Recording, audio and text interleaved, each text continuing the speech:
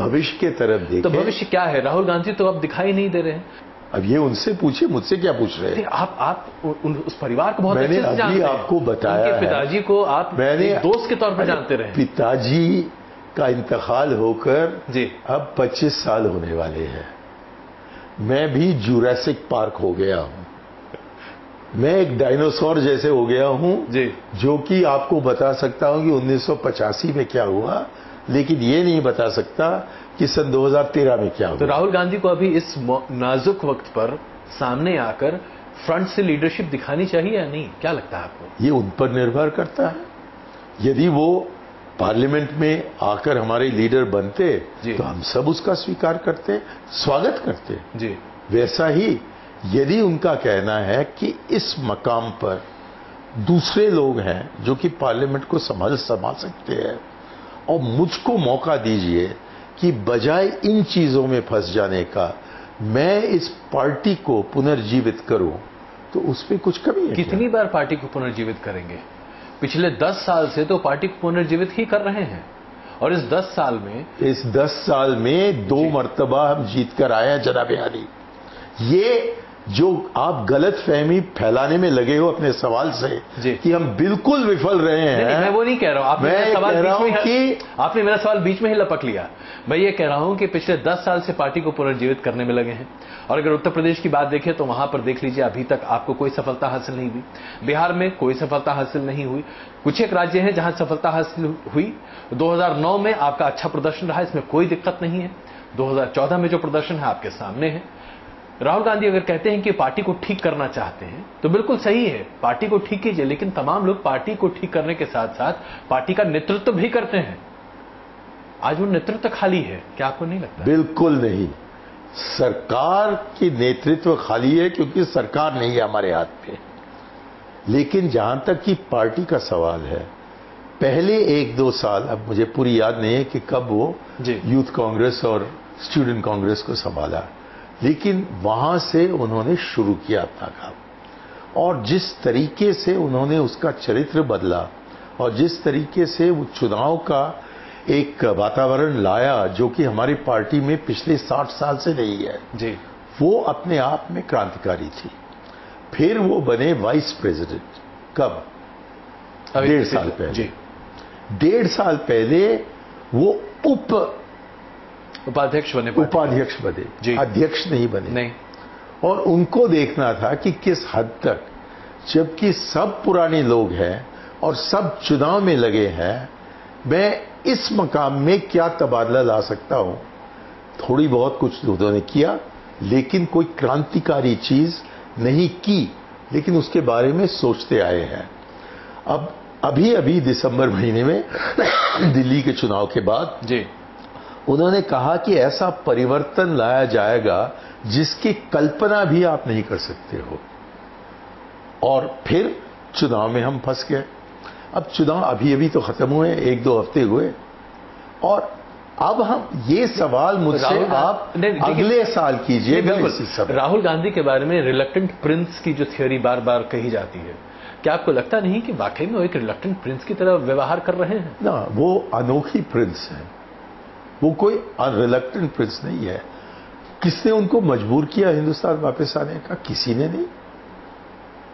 किसने उनको मजबूर किया राजनीति में आने का? किसी भी नहीं। किसने उनको 2-4 बार चुनाव लड़ने का कहा? किसी भी नहीं। एक आपसे सवाल पूछना चाहता हूं। मोदी जी से जब मैं इंटरव्यू कर रहा था तो मैंने आपके चाय वाली टिप्पणी का सवाल उनके सामने रखा था। उनका जवाब जो था वो तो खैर हमने दिखाया ही था, लेकिन उसका सार कुछ इस तरीके का था कि ये चाय वाली आपकी टिप्पणी जो है, उसने एक बहुत बड़ा हथियार उनके सामने दिया और उस हथियार को उन्होंने बखूबी इस्तेमाल किया।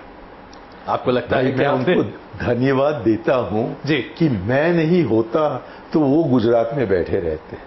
आप इसको मानते हो?